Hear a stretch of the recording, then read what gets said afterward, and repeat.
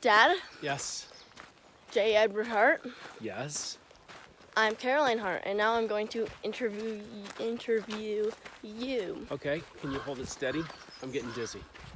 All right, good. Okay, Go ahead. where do I start?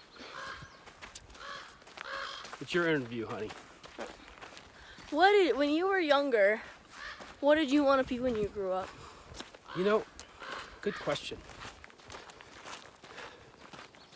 I wanted to be a professional baseball player, but that didn't work out so well. It wasn't until I rode with my brother Jeff on duty down in Fort Lauderdale that I decided to become a cop. And from that point forward, I knew what I wanted to do.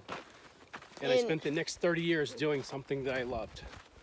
And what did you do to reach your goal of being captain? What did I do? Here's what I did. I always did my job. I always did it as good or better than anybody else.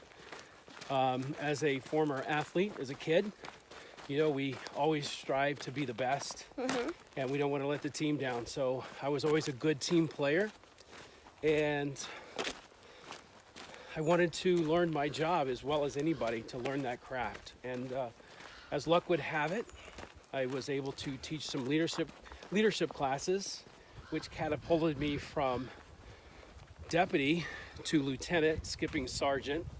And from there, I got promoted to captain. Nice. So I was Is able. sheriff higher than captain? Well, the sheriff is the top guy, Okay. and then there's a colonel, or a chief deputy, I guess. Chief deputy, then a colonel, who one of my best friends, Tony Araujo, is now a colonel. He was the first guy I ever, except for my brother, he was the first guy I ever sat in a patrol car with. Wow. He was my training officer, and he trained me well. Oh, they look like zombies. Yeah.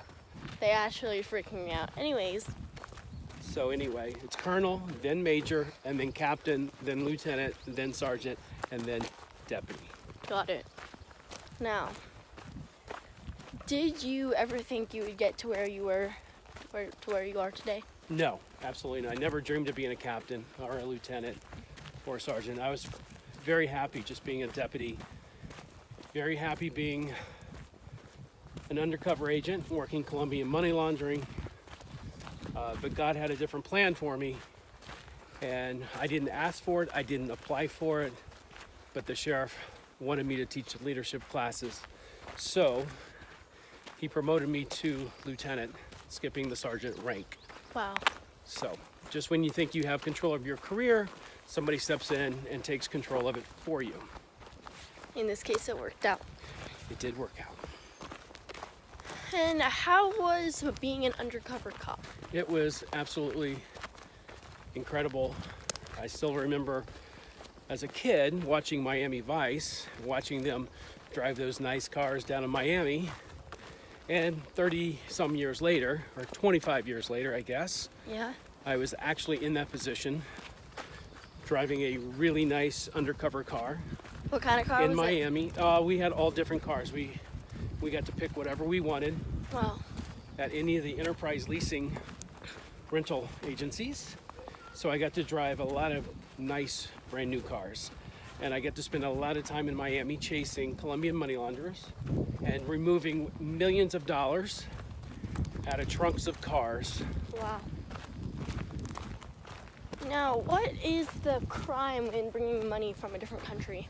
Well, it's not this country. The money's in this country. The crime is, oh my gosh, being a carrier. You have to have a license to transport large currency amounts. And these people Did not. did not have those licenses. And based on how drug trafficking is, we would establish with the judge that carrying $1 million in cash is not best practices for any business, Yeah. except there are a few exceptions, of course.